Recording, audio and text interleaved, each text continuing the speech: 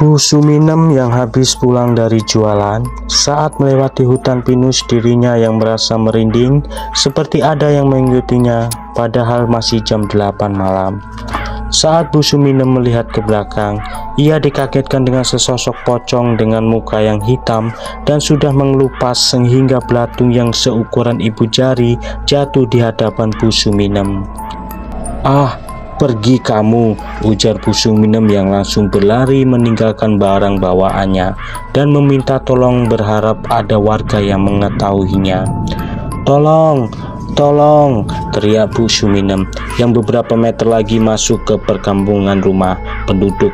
Tetapi karena Bu Suminem panik, ia terjatuh. Saat melihat ke belakang, Bu Suminem merasa lega, pasalnya pocong yang dengan muka gosong sudah tidak mengejarnya lagi. Saat Bu Suminem menoleh ke depan, "Ah!" teriak Bu Suminem sembari menutup matanya. Ternyata sudah ada pocong yang tadi berdiri di hadapannya dan tiba-tiba saja pocong itu langsung menyemburkan ludahnya ke wajah Bu Suminem. Cuih! Bu Suminem yang takut tanpa sadar ia sudah terkena ludah dari si pocong tersebut. Mitosnya, jika seseorang terkena ludah pocong, ia akan mengalami nasib buruk dan terkena kutukan atau menjadi sakit keras. Apabila tidak ditangani dengan cepat, orang tersebut akan meninggal dalam waktu cepat. 15 menit lamanya Bu Suminem berteriak. Akhirnya ada seseorang yang menolonginya. "Bi, oh Bi," panggil seseorang tersebut sambil memukul pundak Bu Suminem dengan secara halus. "Ah, pocong!" teriak Bu Suminem saat disenggol salah satu warga. "Astagfirullahaladzim Bi, saya anaknya Pak Wawan, Jojo Afijar, bukan pocong," tutur Jojo. Bu Suminem yang sangat senang mendengar suara dari anak Pak Wawan, perlahan-lahan ia membuka matanya. Dengan isengnya, Jojo langsung menarik hidungnya yang seakan bercosplay menjadi babi. "Ah, betulnya kamu anak Pak Wawan," tutur Bu Suminem yang kembali. "Hahaha, betul kok Bi, ini saya tadi cuma iseng. Lagian Bibi ngapain toh di hutan pinus malam-malam gini," ujar Jojo lalu mencoba menakut-nakuti Bu Suminem dengan cara ia membisikkannya. "Seharusnya Bibi kan tahu kalau di hutan ini dilarang dilewati kalau malam hari." Dengar refleksnya, Bu Suminem langsung memukul bahu Jojo. "Jangan nakut-nakutin kamu Jo, kamu sendiri ngapain di sini?" "Siapa bilang saya sendiri?" ujar Jojo sembari menunjuk ke arah gapura masuknya desa, yang ternyata sudah berdiri 3 pemuda andalan desa. "Kami itu lagi berpatroli, tetapi tiba-tiba kami mendengar suara ibu berteriak minta tolong. Ya sudah, kami langsung kemari." "Ya sudah, kalau begitu bantu Bibi berdiri." "Emangnya Bibi kenapa menjerit-jerit seperti tadi?" tanya Joko sambil membantu Bu Suminem berdiri. "Biar di rumah saja Bibi bicara, sekarang bantu Bibi berjalan, kaki Bibi sakit soalnya." "Siap Bi," ujar Jojo lalu memikul lengan Bu Suminem. Jojo ini walaupun orangnya iseng dan doyan makan, tapi dia baik ya guys. Sampainya saat di rumah Bu Suminem, "Tok tok tok, assalamualaikum," ujar Jojo yang mengetuk pintu. "Waalaikumsalam," cekrek. "Ya Allah Bu, Ibu kenapa?" tanya anaknya Bu Suminem yang bernama Indah Sulastri. "Ibu tadi jatuh di hutan pinus Nak," ujar Bu Suminem. "Dudukkan Bibi di kursi Jo," pintahnya. Dengan pelan-pelan Jojo mendudukkan Bu Suminem di kursi rotan miliknya. "Mau minum apa Kang?" tawar Indah. "Kopi Mbak kalau ada," ujar Jojo tanpa segannya. "Kamu nih Jo, gak ada segannya di rumah orang," tutur anaknya PRT yang bernama Dani. "Gak apa-apa toh Kang, lagian sampean bertiga udah membantu ibu saya," tutur Indah lalu menuju dapur. "Emangnya apa yang terjadi sama Bibi di hutan?" tanya sesosok pemuda yang bernama Aden. Saat Aden menanyakan itu, tiba-tiba wajah Bu Suminem mengeluarkan keringat yang menandakan kalau dirinya sedang ketakutan.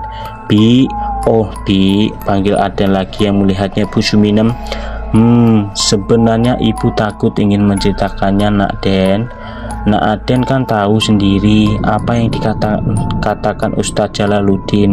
Kalau tidak ada apa-apa yang terjadi di hutan, jangan dibicarakan di dalam desa.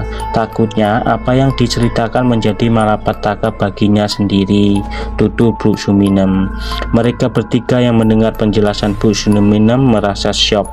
Pasalnya Pak Ustadz tidak pernah berbicara sama mereka bertiga mengenai hutan itu. Kapan Pak Ustadz ngomong seperti itu, Bi? Tanya Aden. Barusan semalam, Kang, ujar Bu Suminem yang menjadi mereka berpikir.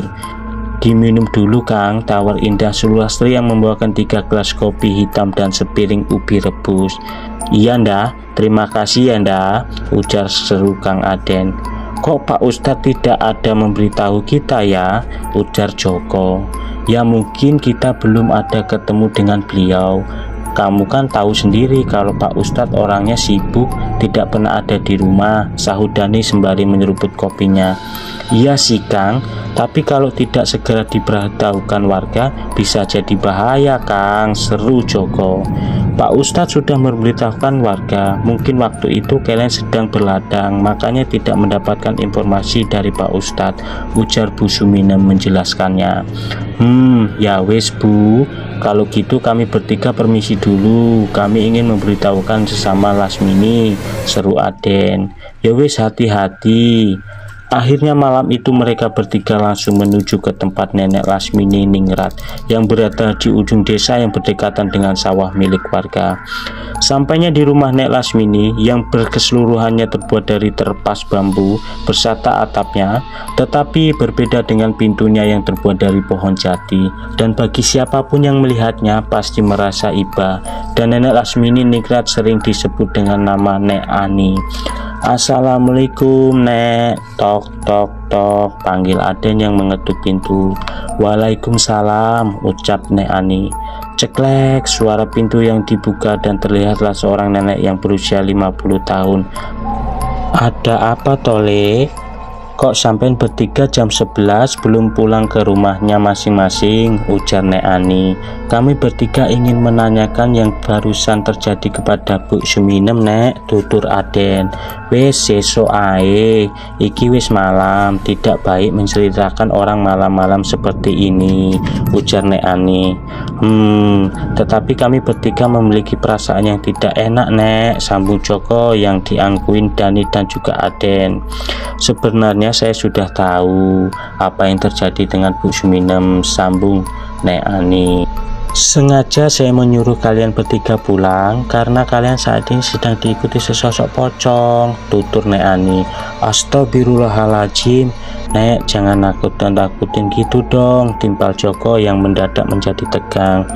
Itulah Jo, gara-gara kamu nakut-nakutin Bu Suminem jadinya mereka ngikutin kita, timpal Dani yang tak kalah takut.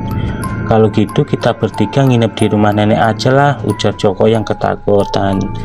Nek Ani yang melihat dari wajahnya mereka bertiga yang udah mucat, akhirnya Nek Lasmini mengizinkan mereka bertiga untuk menginap di rumahnya. Silakan masuk Nak. Maaf ya Le, cuma ada 3 di rumah nenek, ujar Nenek Ani. Iya Nek, gak apa-apa, ini udah lebih baik kok daripada kami nanti pulangnya diikutin sama pocong, yang ada kami gak bisa pulang. Ya sudah kalau begitu tidurlah, ujar Nek Ani lalu memasuki kamarnya. Sedangkan di balik itu ada seseorang manusia yang sedang mengintai melalui pocong suruhannya.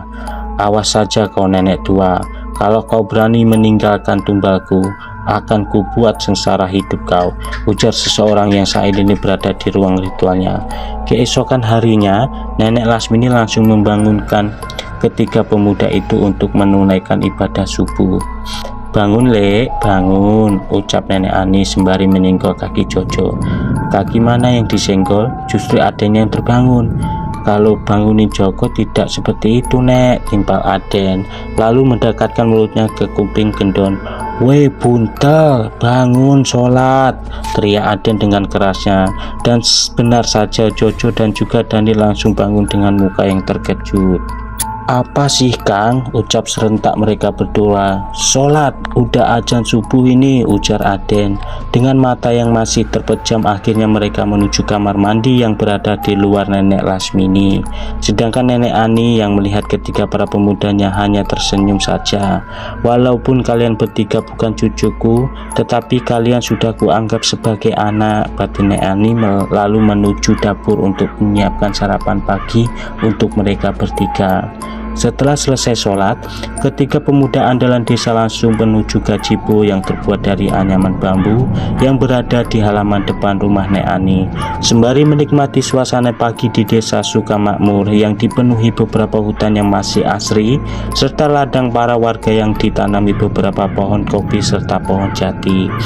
Dan desa makmur juga memiliki keindahan alamnya, yaitu air terjun 7 warna yang masih banyak dikunjungi oleh para wisatawan untuk menikmati kejernihannya.